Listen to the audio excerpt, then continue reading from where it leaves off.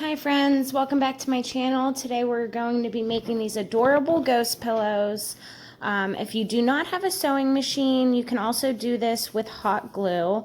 As you can see here, I hand drew a ghost onto a box and cut it out. I am then tracing it onto my fabric. If you don't have any white fabric, you could use an old white pillowcase or a towel, any material of your choice. And then you're going to trace the ghost onto your fabric. You can use a pen or a marker because you're going to be flipping it inside out, so you're not going to be able to see it anyways. This is just your point of guidance for where you're going to be laying your stitches or laying your glue if you are going to choose to hot glue. I'm now taking push pins and inserting them to keep the two layers of fabric in place. You don't have to do this. I like to keep the fabric from sliding while I'm trying to sew the two pieces together. Now, while cutting around the ghost, make sure that you're leaving yourself about a 1/2 inch inseam. The first one I made, I only gave myself about 1/4 inch, and as you can see, is a little rough around the edges because I have a toddler who plays with them, and I should have made a stronger, bigger inseam because the stitches did end up popping in a few places from her tugging and playing with it and hugging it, so I ended up having to do some hand stitches to get those back in place. So again, give yourself about a 1/2 inch the whole way around. That's what I did here. I'm just cutting off the little bit of extra bulk to make the stuffing easier whenever I flip it inside out.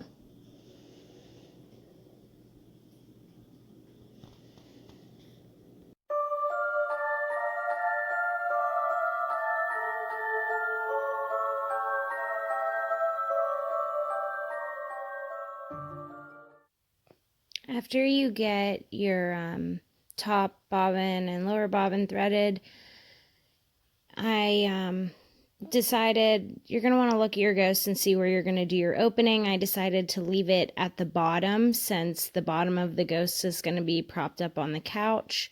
That's where I'm going to leave my opening to stuff my ghost with polyfill. So I am going to start on each side of the bottom of the ghost. As you can see here, I am laying my stitch, and whenever I come around to the other side of the ghost, I will leave 2 push pins of separation there to stuff my ghost with the filling.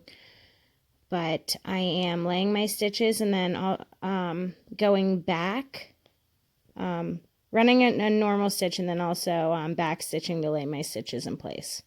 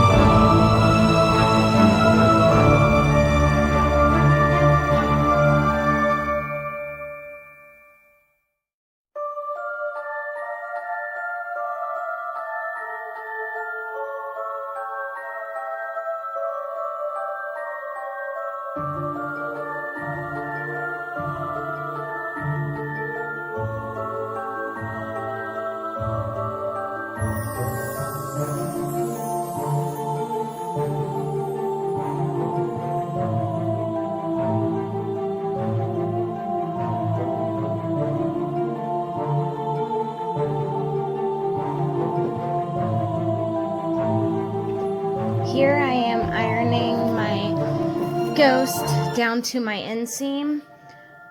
With the invisible stitch, you're going to want a very strong crease, a very stiff fold. So I ended up using some starch here just to make my flannel fabric a little stiffer to make this stitch a little easier on me.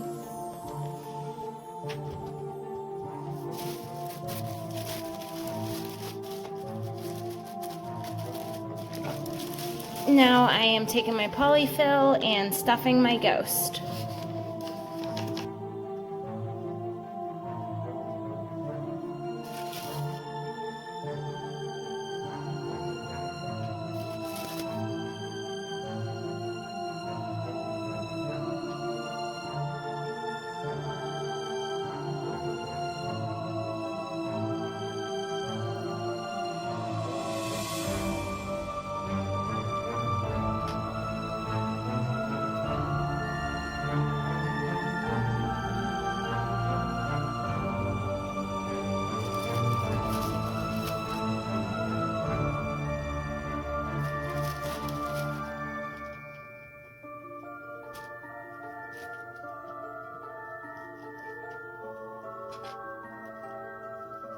You can use anything that is long and skinny to stuff your ghost with.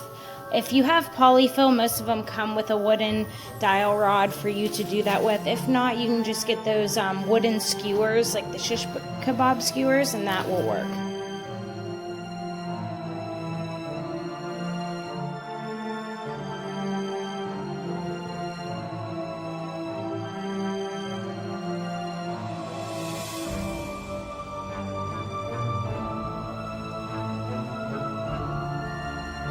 So with this stitch, as shown in the diagram, you're going to want to start on one side of your material, on one side of the ghost, and as you can see, I am pushing my needle about 5 millimeters right below the fold. Now you don't want to go the whole way through because you don't want the stitch on the outside of the ghost. You just want to be doing the stitch through your inseam fold. Take your time on this stitch. And then whenever you cross over to the other side, you want to go directly across to where you just ended your last stitch on the opposite end. Take your time. You can even do some practice runs on a different piece of fabric. As you can see, mine's not perfect either. I just started doing this stitch recently. This is probably only the third time I've done it, but I noticed after I fluffed my ghost and pushed the cotton down to the bottom, you can't really tell that it's not perfect.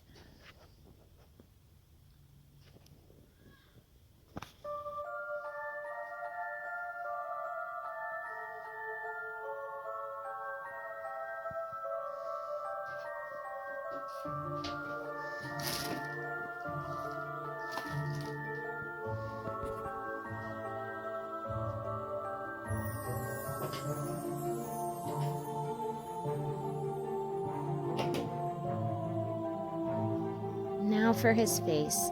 I just cut out eyes and a mouth out of some black fabric that I had. You could also use black felt.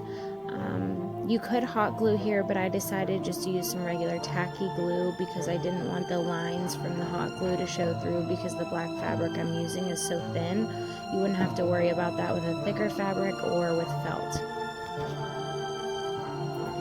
But I did notice that the regular glue that I'm using has done a good job at holding onto the ghost without any issues. It hasn't pulled back or fallen off at all. So this is always an option.